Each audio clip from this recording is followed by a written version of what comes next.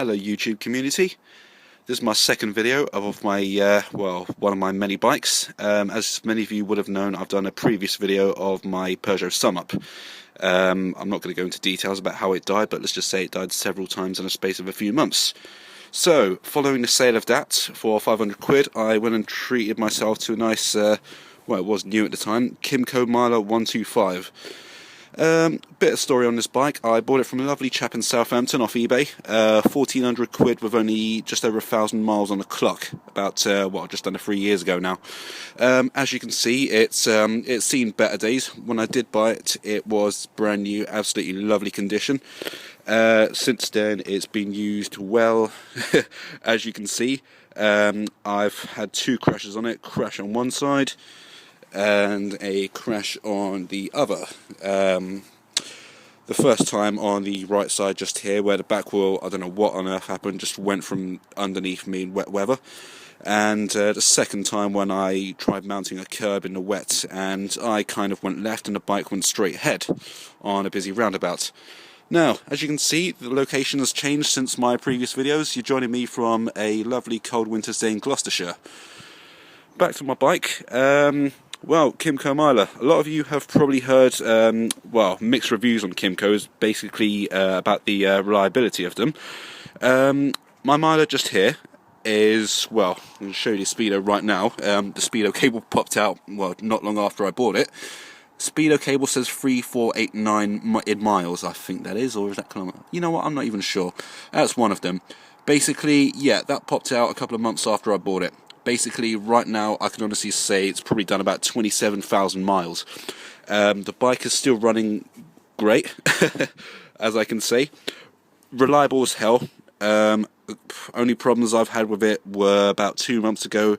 The starter solenoid went, hence the reason it just died all of a sudden as soon as I got to work. Luckily not along the motorway.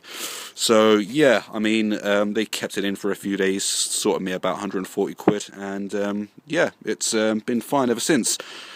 Yeah, like I said, it's reliable. The parts, only parts that seem to be letting it down at the moment is just goddamn exhaust. As you can see, this exhaust is, basically shit. There was a lot of stainless steel, just heat guards along there and along there, which has since cracked due to the bloody use of the thing. The pipe has rusted several times, and I mean, it's already rusted through 3 times, blowing a hole, and yeah, just making an awfully loud Harley Davidson voice. Excuse me about the broke that ear, that came from my first bloody accident. Yeah, so yeah, the pipe's rusted through. This is probably the 4th time it's happened. I'll go ahead and start this thing up. Bearing in mind this is not how a Kymco should sound, but yeah, I mean it works. So let's start this up.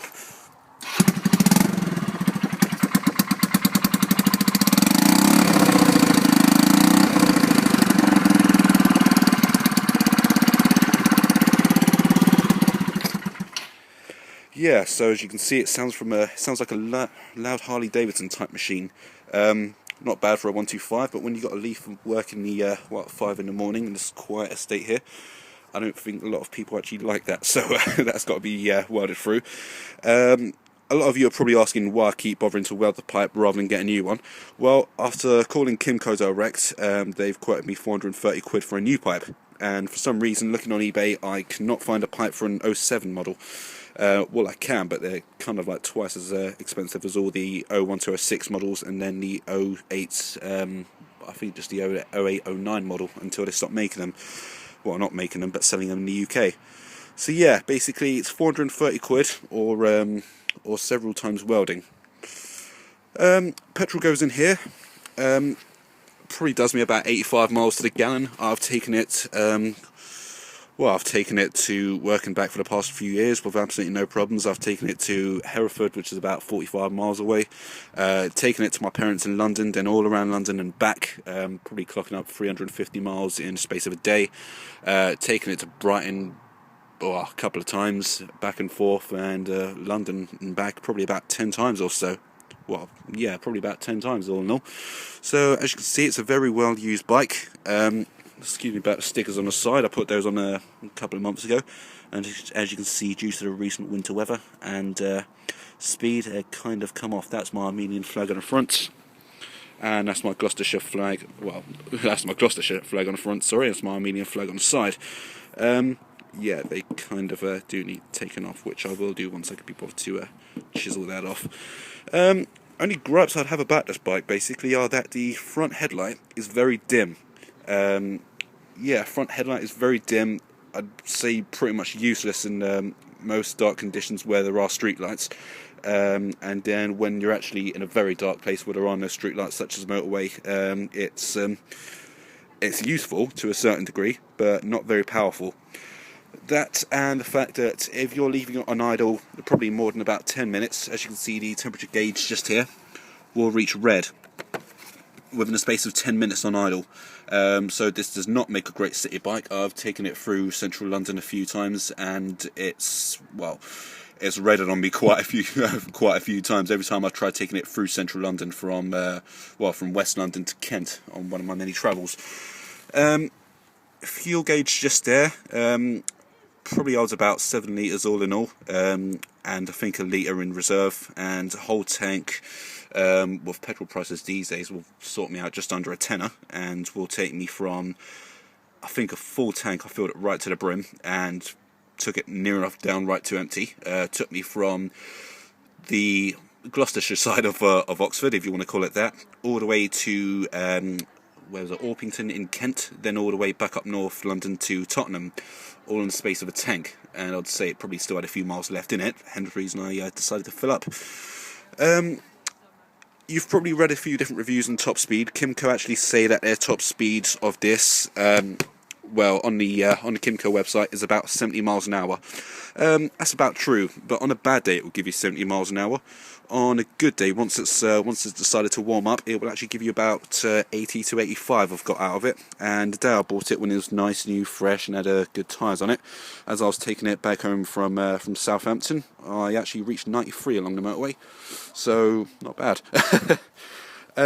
Yeah, bit worse for wear. I did make a commitment to look after the bike as soon as I got it, but as you can see, basically I failed to deliver that promise. Tyres have been changed a few times. That's probably the only thing I've had doing to this bike. MOTs passed its first MOT, it passed its second MOT just afterwards, absolutely fine. Just both tyres needed replacing. So yeah. Absolutely lovely bike. If any of you are considering Kymco's, I would definitely recommend one. My Miler, or Grand Dink, if you are watching from any other part of the world apart from the UK, was an absolutely lovely bike. But hence the condition of it, and I am now looking for something a bit more powerful. Hence the reason I've got my eyes set on the Kymco Downtown 300. Well, yeah, with recent times and a few job losses in the recent past, I am going to look at getting a downtown. So once I do, I will post a video on that. But for now, this has been my video on my Kymco Grand Dink 125 with my dodgy exhaust. Hope you like it all. If anyone's looking for a riding partner, either in Gloucestershire, near Gloucestershire, or just for the hell of it, I'm talking literally cross-country, Land's End to John O'Groats, Shetland Isles, whatever, give me a shout, I'm looking at that. Peace, see you all.